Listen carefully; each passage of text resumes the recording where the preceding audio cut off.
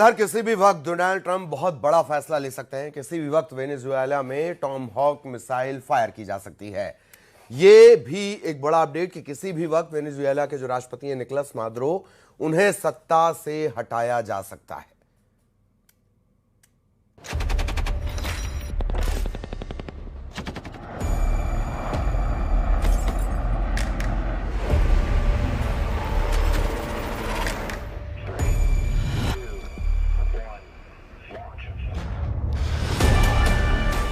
किसी भी वक्त डोनाल्ड ट्रंप बहुत बड़ा फैसला ले सकते हैं।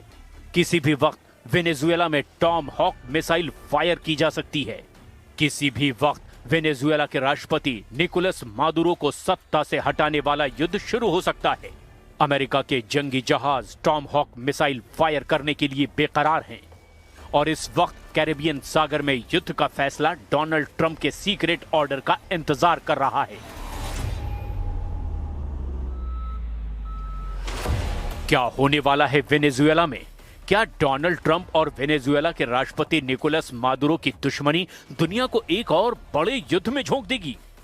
ट्रंप ने जिस तरह से कैरेबियन सागर में अपने बेड़े तैनात किए हैं, उससे साफ लग रहा है कि डोनाल्ड ट्रंप की नीयत में बहुत ज्यादा फायर पावर है। लेकिन ट्रंप की युद्ध वाली आग बुझाने के लिए मादुरो ने 3 बड़ी ताकतों से संपर्क कर लिया है। पहला है रूस, दूसरा है चीन और तीसरा है ईरान। वेनेजुएला के राष्ट्रपति निकोलस मादुरो ने इन देशों से मिसाइल मांगी है, लॉन्ग रेंज रडार मांगे हैं और सुखोई विमानों को अपग्रेड करने की मांग की है।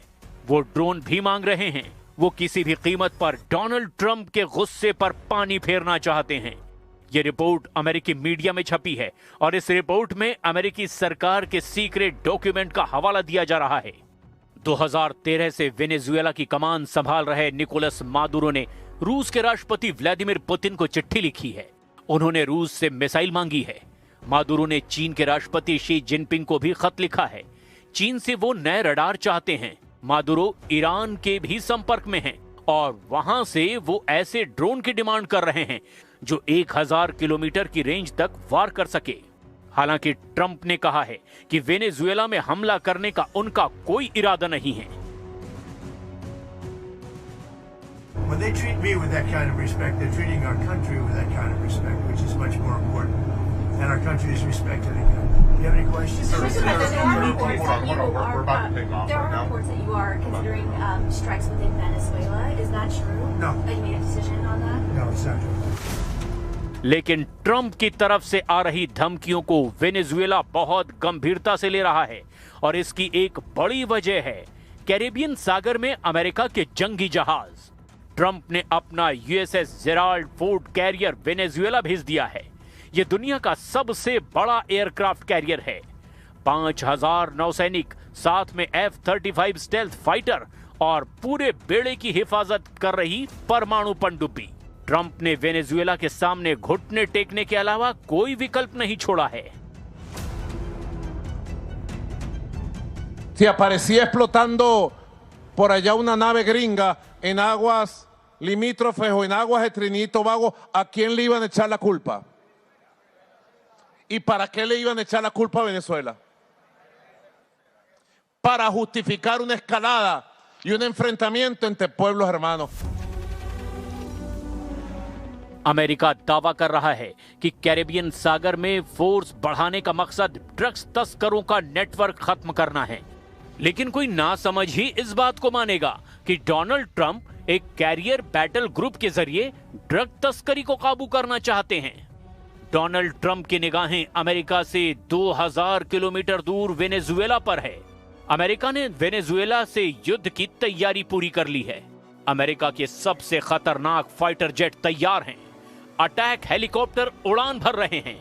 वेनेजुएला के समुद्री तट पर कैसे हमला होगा, इसका अभ्यास किया जा रहा है।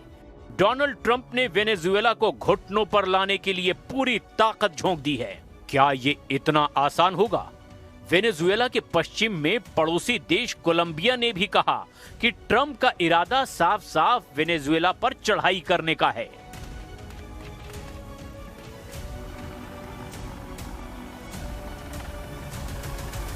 There's no need to fire missiles. It's absolutely ineffective, and this action doesn't seem to be really aimed at seizing cocaine, but rather at an invasion, which is also absurdly illegal and has more of an objective of oil than defending the American society from illicit drugs. लेकिन एक दक्षिण अमेरिकी देश Venezuela को पस्त करने के चक्कर में डोनाल्ड ट्रंप से एक बड़ी गलती हो सकती है। इसे अभी से ट्रंप का काराकस ब्लंडर कहा जा रहा है। डोनाल्ड ट्रंप क्या वेनेजुएला से युद्ध करके अमेरिका को दूसरे वियतनाम में फंसाने जा रहे हैं? और इसी के साथ इस बुलेटिन में इतना ही। खबरें जारी रहेंगी।